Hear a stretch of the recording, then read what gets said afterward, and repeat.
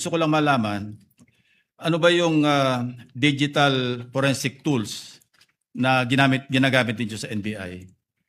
Currently, I'm not familiar. But during the time na nandun po ako sa Digital Forensic Laboratory Division, meron kaming Encase Forensic, Celebrite, and Amped Authenticate, sir. AMP. Amped Authenticate, sir. Ang balita ko, yung AMP 5 or AMP Authenticate, di ba? Amped Authenticate, sir. Ito yung ginagamit ninyo. Ito, capable ito na magsagawa ng reverse image, photo or video, di ba? Yes, Your Honor. Okay. Ito ba yung ginamit mo? For this part, Your Honor, the OBS only, Your Honor. Bakit hindi nyo ginamit ito? The duration is too large, Your Honor, the 2 hours. And the Amped Authenticate can only detect if there is a inconsistent FPS, Your Honor. Yeah, kaya ako tinanong yon dahil una-una maraming para mag-adhere na magamit sa korte, no? Likewise sa impeachment court.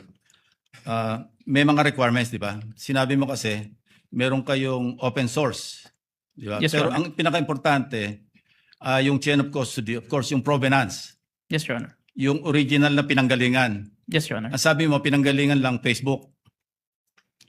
The Facebook was captured, Your Honor. So, hindi yun ang original, di ba? The screen recording is the original itself as to my authentication, sir. Yeah, and you can attest sa authenticity ng video Yes, Your Honor. in spite of not being or not having originated from the original. Yes, Your Honor. I compared the recorded with the original and ensured that the contents are identical, Your Honor. Kasi nabanggit mo rin, ginamit mo yung manual comparison simultaneously ng dalawang videos. Yes, Your Honor. Pero again, I will insist na talagang hindi reliable yung manual. Ito yung sinabi sa akin ng digital forensics expert na nakausap ko. No? Ang pinaka mas importante, makuha mo yung original copy, yun nga, yung provenance, di ba?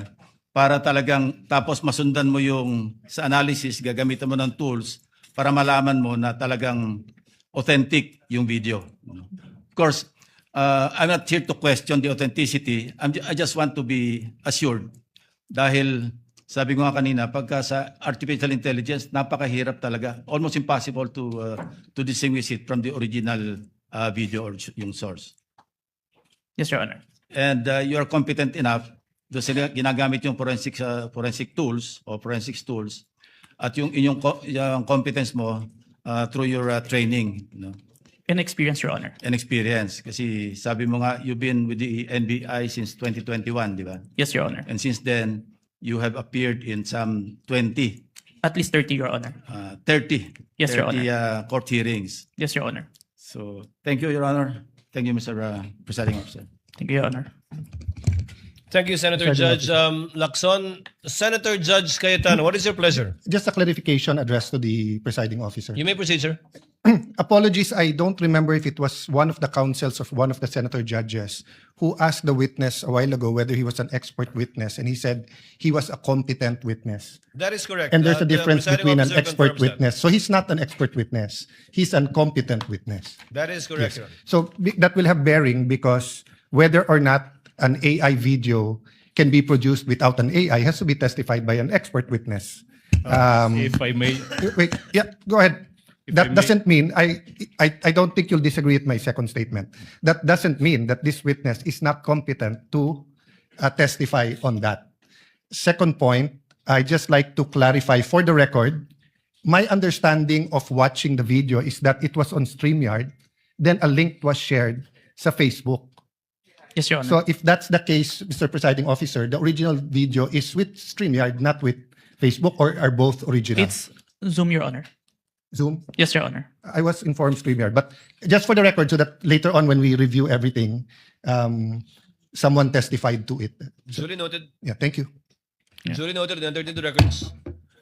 Mr. Vinluan, you have your 4 minutes and 26 seconds, but we cannot use the seconds in our timer, so just look at the clock, sir, please. Your Honor, please. Before we... yes, Mr. Kalilong, you are excused, sir. Thank you, Your Honor. And thank you for your time and cooperation with this impeachment court. Thank you Thank so you, Your much, Honor. NBI Senior Agent John Mark Calilong. Thank you so much. Hold on, Mr. Calilong. Yes, Senator Judge Padilla. What is your pleasure, sir? Ginoong tagapamahala ng hukumang ito, nais ko lamang po sana hingin ang mga credentials ng ating saksi kung paano po lahat ng kanyang certification, lahat, upang mapatunayan po natin lahat na He's ready.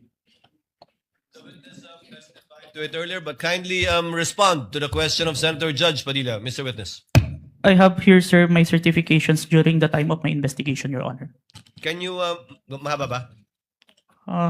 I can read, Your Honor. Mahaba ba? Hindi. ibigay na lang po siguro sa Kindly atin. just submit it to us. Yes, please. Opo, Yes, submit sir. na lang po. Thank you, Your Honor. If that is okay with Senator Judge Padilla. Thank you, sir. Mr. Calilong, you are excused, sir, and thank you for your time and cooperation with the impeachment court. Thank you, Your Honor. The presiding officer will just wait for the witness to leave the premises before recognizing Attorney Binlon. Okay, Attorney Binlon, you have 4 minutes and 26 seconds. You may proceed, sir. Thereafter, we will call for a 15-minute break. In the discourse yesterday, talking about VP Sara's statements during the November 23, 2024 press con, Senator Judge Risa Ontiveros stated, and I quote, "None of these statements are proof that the Vice President actually contracted an assassin or hired one. She is absolutely right." She then asked the question, why are these acts impeachable?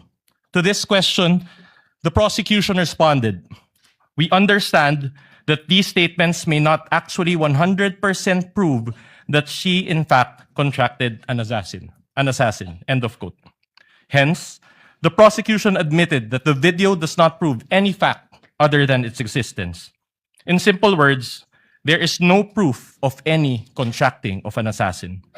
The prosecution's admission before this honorable court made the respondent's position clear. The prosecution has no other competent evidence to prove that VP Sara contracted an assassin. Ang testimonya ni Calilong, gaya ng iba pang ebidensya kuno ng prosecution, ay hindi sapat para patunayan ang paratang na ito. Trying to prove this stretched narrative using a hodgepodge of materials is a waste of this honorable court's time and the Filipino people's money. Si VP Sara na mismo ang nagsabi na hindi assassin ang kinausap niya. This term only came from people who took her statements out of their proper context and tried to exaggerate them for what they really meant. The truth of the matter is this. She and her family were threatened. And while her response was unconventional, it was justified.